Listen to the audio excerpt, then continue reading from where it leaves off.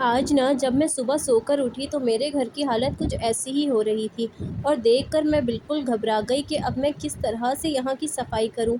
पूरा घर उलट जाता है। बच्चों के घर में आप जितना भी घर को साफ़ सुथरा रखें, आपका घर फिर से वैसे ही हो जाता है। मैं भी इंसान हूँ, मैं भी काम करती हूँ और मेरा घर भी गंदा होता है और मेरे घर में भी फैलावा होता है।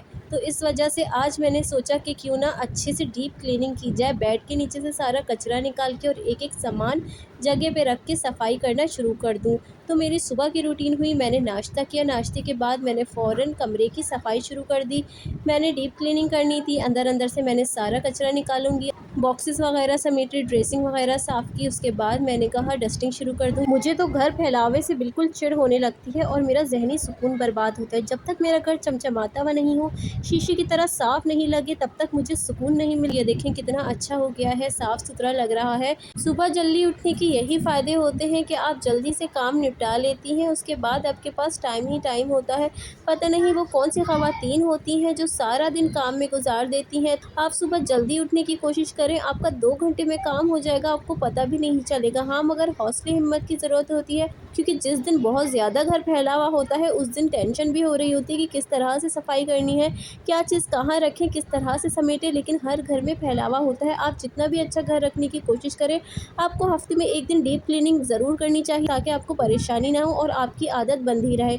मैं भी यही करती हूँ, रोज़ाना सफाई तो करती हूँ, लेकिन हफ्ते में 1 दिन किचन की और कमरों की डीप क्लीनिंग कर देती हूँ। अंदर-अंदर से सारा सामान निकाल के साफ़ कर देती हूँ। किचन की भी मुझे डीप क्लीनिंग करनी है। आज तो मैंने कमरे की कर ली। देखें जी, सफाई मेरी हो रही है और पूरा घर मैं आईने की तरह चमका दूँगी। छोले मैंने गला के रखे हुए थे, मैंने भिगा दिए हैं।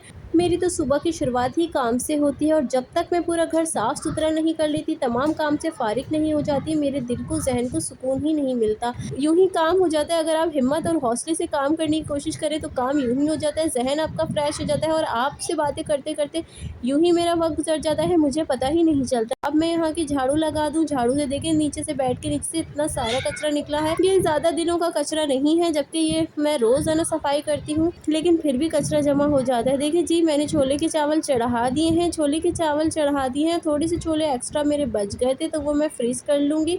छोले के सालन वग़ैरह बनाने में काम आएँगे, नाश्ते में बना लूँगी। थोड़े से छोले बच गए थे, चावलों के हिसाब से छोले ज़्यादा हो रहे थे, तो मैंने छोले बचा लिए, क्योंकि चावल और छोले की मिकदार थोड़ी सेम ही होनी चाहिए। ऐसा ना हो कि छोले बहुत ज़्यादा हो जाए और चावल कम, तो खाने में बिल्कुल भी मज़ा नहीं आता। देखिए, मैंने सफाई कर ली है, चावल भी बस तकरीबन होने ही वाले हैं। अब मैं चावल डालूँगी और उसे दम पे चढ़ा दूँगी, चावल भी मेरे रेडी हो जाएँगे। यकीन करें, आप लोगों से बातें करते-करते मेरा टाइम ऐसे गुज़र गया कि मुझे पता भी नहीं चला। आप लोगों को मेरे व्लॉग से कुछ भी अच्छा सीखने को मिले या कोई बात पसंद आए, तो मेरे चैनल को सब्सक्राइब ज़रूर कर लें, वीडियो को लाइक करें और मुझे आप लोगों के कमेंट का बहुत बेसब्री से इंतज़ार रहता है। अपने शहर का नाम, अपना नाम कमेंट में ज़रूर लिखें।